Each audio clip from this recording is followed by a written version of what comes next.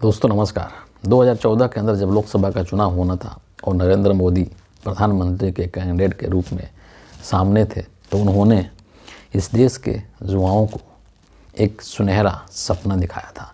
सपना ये था कि अगर मैं प्रधानमंत्री बन जाऊंगा तो हर साल इस देश के 2 करोड़ युवाओं को रोजगार दूंगा, उनको नौकरी दूंगा। लेकिन फिर चुनाव संपन्न हो गए, प्रधानमंत्री भी बन गए और ये जो सपना था सुनहरा, वो सपना बन करके रह गया।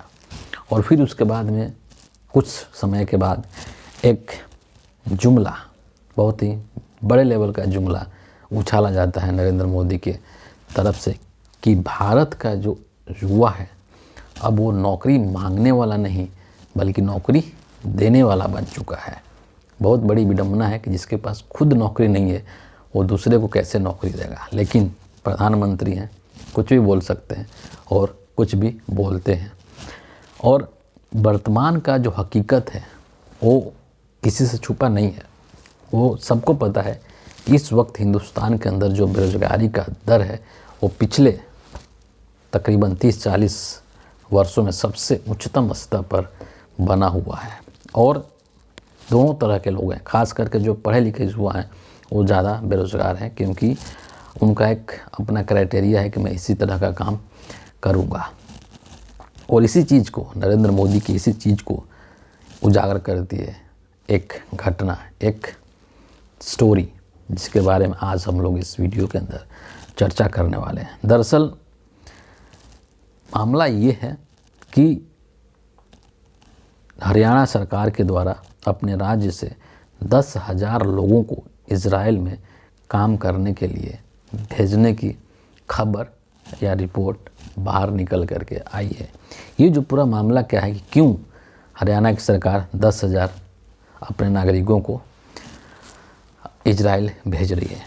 दरअसल पूरी कहानी ये है कि इजराइल की एक कंपनी है, इजराइल सरकार की तरफ से एक कंपनी है इजराइल बिल्डर्स एसोसिएशन, है ना, और भारत सरकार के बीच में एक बातचीत हुई है। और इस बातचीत के अंदर ये तय हुआ है कि इजराइल सरकार भारत से 1 लाख कामगारों को मांग कर रही है कि मतलब मुझे 1 लाख कामगार चाहिए और क्या आप लोग इसको उपलब्ध करवा सकते हैं। और सहमति भी दोनों पक्षों में बन गई है और उसी का यह नतीजा है कि हरियाणा सरकार अपने राज्य के 10,000 लोगों को वहाँ भेज रही है। इसका कारण क्या है कि क्यों इजराइल को इतनी बड़ी संख्या में कामगारों की या मज़दूरों की ज़रूरत पड़ गई।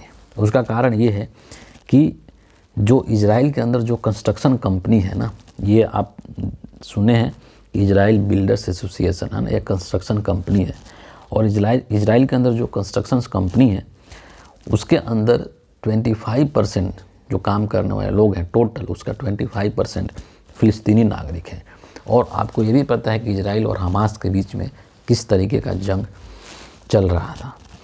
और इस जंग के वजह से फ़िलिस्तीन के लाखों लोगों को देश से बाहर निकाल दिया गया है, इजराइल से बाहर कर दिया गया है। और चूँकि वही लोग ज़्यादा काम कर रहे थे इस तरह के कंस्ट्रक्शन कंपनी में, और जब उनको देश से बाहर निकाल दिया गया तो जाहिर सी बात है कि इजराइल के अंदर कामगारों की संख्या कम हो गई और वहाँ के काम प्रभावित होने लगे। और इसीलिए जो है इजराइल सरकार ने भारत सरकार से एक समझौता किया कि आप हमको 1 लाख कामगार जो है वो उपलब्ध करवा दें, और भारत सरकार मान गई। सोचिए कि ये वही भारत सरकार है जो कि बड़ी बड़ी बातें करती है रोज़गार को लेकर के, नौकरी को लेकर के। ये वही प्रधानमंत्री हैं जो कहते थे कि पकौड़ा तलना भी तो रोज़गार ही है ना। लेकिन हकीकत ये है कि अब इस देश के लोगों को नौकरी करने के लिए इजराइल जाना पड़ रहा है, जहाँ पर कि जो युद्धग्रस्त है। और पहले इसके बारे में थोड़ी सी मैं चर्चा करता हूँ इस चीज़ को लेकर के।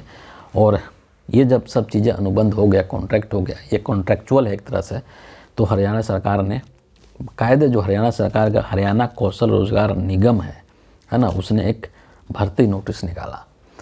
और उसके लिए जो रिक्वायरमेंट्स रखा गया, जो एलिजिबिलिटी क्राइटेरिया रखा गया कि वो 10th पास होना चाहिए, एज जो है वो 25 to 54 ईयर्स होना चाहिए, और वेतन सबसे महत्वपूर्ण, वेतन बहुत आकर्षक है, 1,34,000 से 35,000 वेतन है। लेकिन इसमें एक ट्विस्ट है। ट्विस्ट ये है, जो रिपोर्ट में लिखा गया है कि सैलरी तो आकर्षक है, इसमें कोई डाउट नहीं है, लेकिन ये जो सैलरी होगी कामगारों के अकाउंट में भी जमा होता रहेगा, लेकिन उनको ये पैसा तभी मिलेगा जब उनका कॉन्ट्रैक्ट पूरा हो जाएगा, है ना। यानी कि जितने भी दिन का कॉन्ट्रैक्ट है, इसके बारे में जिक्र नहीं है कि कितने दिन का कॉन्ट्रैक्ट है, 6 महीने का है, साल भर का है, लेकिन जब कॉन्ट्रैक्ट पूरा हो जाएगा तभी उनको ये पैसा मिलेगा। यहाँ पर ये सवाल बनता है कि इस बीच में इन कामगारों का जो खर्चा होगा वो कैसे चलेगा, है ना। हालांकि वहाँ पे इनको रहने खाने का इंतज़ाम किया गया है, शायद मेडिकल सुविधा का भी व्यवस्था किया गया है, लेकिन इसके अलावा भी तो कई तरह के खर्चे होते हैं। वो कैसे खर्चे ये लोग पूरा करेंगे तब तक के लिए, ठीक है। लेकिन आप ये समझिए, और इस चीज़ के लिए बाकायदे ये जो 10,000 लोगों को हरियाणा से भेजा जा रहा है, इसके लिए बाकायदे हरियाणा के रोहतक में महर्षि दयानंद यूनिवर्सिटी है, वहाँ पर इसके लिए इनका टेस्ट वगैरह सब कुछ हुआ है ना। बहुत सारे फोटोग्राफ्स निकल करके बाहर आए कि किस तरह से कड़कड़ाती ठंड में जो युवा हैं, जो लोग हैं, वहाँ पर लाइनों में खड़े थे टेस्ट देने के लिए। उसका फ़ोटोग्राफ मैं आपको ज़रूर दिखा दूँगा। और ये जो चीज़ है इजराइल और भारत सरकार के बीच में, ऐसा नहीं कि ये हरियाणा तक ही सीमित है ना। जो अधिकारी हैं इजराइल के, उनका ये कहना है कि बहुत ही शीघ्र इस तरह का जो रिक्रूटमेंट है वो दिल्ली में भी होगा, चेन्नई में भी होगा और यूपी वगैरह में भी इसकी होने की संभावना है, क्योंकि उनको 1 लाख कामगार की ज़रूरत है। अब आप थोड़ा सा ये जो है ये पूरी रिपोर्ट थी, अब आप थोड़ा सा कल्पना कीजिए, आप सोचिए कि ऐसा क्यों हो रहा है। इसके पीछे सिर्फ और सिर्फ 2 वजह है। एक कि इस देश के अंदर नौकरी का अभाव है, इस चीज़ से कोई इनकार नहीं कर सकता है। दूसरी चीज़ कि इस दौरान में नरेंद्र मोदी की जो ये अमृतकाल चल रहा है, तथाकथित अमृतकाल, इस अमृतकाल की एक सच्चाई है, एक कड़वी सच्चाई है कि इस दौरान में जहाँ एक तरफ जो चीज़ें हैं खाने पीने से लेकर के तमाम चीज़ें जो हैं वो एक तरफ महंगी हुई है, और दूसरी तरफ जो लोगों की कमाई है वो कम हुआ है, वो घाटा है। इससे आर्थिक तंगी से लोग जूझ रहे हैं, हिंदुस्तान के लोग। और चूँकि यहाँ पर सैलरी बहुत आकर्षक है, तो इसीलिए अपनी इस आर्थिक तंगी को दूर करने के लिए लोग जो हैं जा रहे हैं, क्योंकि यहाँ पर काम नहीं है। कई तरह के लोगों का बाइट सुनने को मिला वहाँ पर कि वो किस तरीके से यहाँ पर नौकरी को लेकर के परेशान है, परिवार की आर्थिक और माली हालत को लेकर के परेशान है, और इन्हीं सब चीज़ों को सुधारने के लिए वो इजराइल में जा रहे हैं, अपने घर परिवार से इतनी दूर, ताकि कम से कम ये हो कि पैसा तो मिलेगा ना, परिवार से दूर रहेंगे तो क्या हो गया, है ना। तो हकीकत कुछ और है, और नरेंद्र मोदी के जो भाषण होते हैं वो कुछ और होते हैं। एक और बात का जिक्र मैं आपसे करना चाहूँगा कि आज जो है बीजेपी का जो 2024 के चुनाव को लेकर के एक थीम सॉन्ग बीजेपी ने रिलीज़ किया है।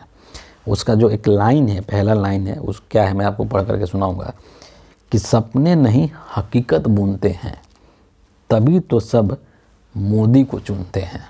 समझ रहे हैं कि सपने नहीं हकीकत बुनते हैं।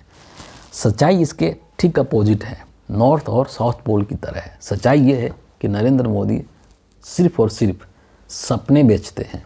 एक कहावत कही जाती है ना कि मुंगेरी लाल के हसीन सपने, लेकिन अब का जो वक्त है इसमें ये कहा जा सकता है, इस कहावत को रिप्लेस किया जा सकता है कि अब मुंगेरी लाल के हसीन सपने नहीं हैं, बल्कि अब मोदी जी के हसीन सपने हैं।